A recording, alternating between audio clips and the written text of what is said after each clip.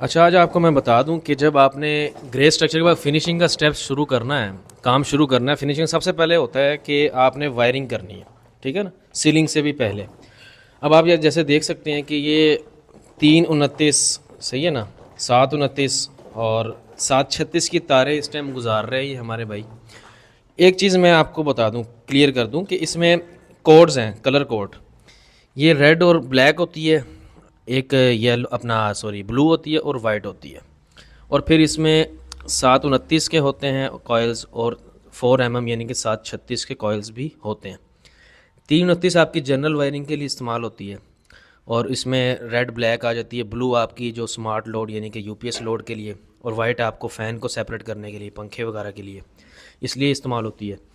और ये जो 736 की तार होती है, ये आपकी प्रॉपर सिर्फ एक एसी जो आपका लगा होता है ना, जिस तरह इस कमरे में हमारा ड्राइंग रूम है ये, और इसमें हमारा यहाँ पे एसी लगा हुआ है, तो यहाँ से इसके नीचे पावर प्लग भी लगेगा।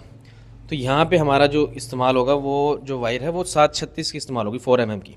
और जो 729 है वो जनरल वायरिंग, कमरे की जो मेन वायरिंग, जो क्या कहते हैं उसको, पावर ले के कमरे में आएगी, वो 729 की यानी कि 2.5 mm। ये चीज़ हो गई। अच्छा, ये तारें क्योंकि सारी इकट्ठी ही गुजारनी पड़ती हैं, सारे कॉइल्स आपके इकट्ठे ही जो है ना यूज़ में आते हैं। ऐसा नहीं है कि आप एक कॉइल यूज़ करेंगे फिर आपका दूसरा कॉइल ओपन होगा, ऐसा नहीं होता। पैरेलल में सारे जो है ना आपकी कॉइल ओपन होते हैं और वो फिर यूज़ होते चले जाते हैं। अब जिस तरह मैं दिखाता हूँ कि यहाँ से हमने वायर सारी गुजारी हैं और ये जाएंगी हमारी मेन डीपी के अंदर। जो मेन डीपी बॉक्स होता है ना, जो वायर मीटर के साथ कनेक्ट होता है, वहाँ से ये वायर सारी बाहर आ जाती हैं। ठीक है, 736 की भी आती हैं, 729 की, 329 की, और इसमें 744 की आएंगी, वो मैं बाद में एक्सप्लेन करूँगा वो किस मकसद के लिए आएगी। तो ये देख रहे हैं आप, ये सारी सीलिंग से पहले ये आपने वर्क कर लेना है। और ये पहले आपको पता होना चाहिए कि आपके कमरे के अंदर जो 3x3 के बॉक्स हैं, 3x6 के बॉक्स हैं, जो बटन वाले बॉक्स होते हैं, वो कितने हैं, और एक ही बार गुजार लें। और जो आपकी बेड वॉल की लाइट्स हैं, उसके भी हमने अभी गुजार लेनी है वायर वगैरह। ठीक है ना, फ़ैन की गुजर जाएंगी।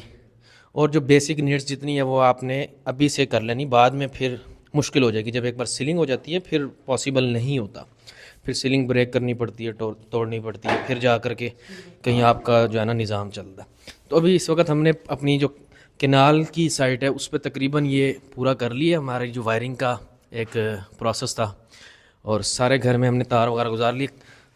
2-3 दिन के बाद इंशाल्लाह इसकी सीलिंग स्टार्ट करेंगे। तो ये स्टेप आपका ग्रे स्ट्रक्चर के बाद सबसे पहला स्टेप होता है। समझ रहे हैं बात?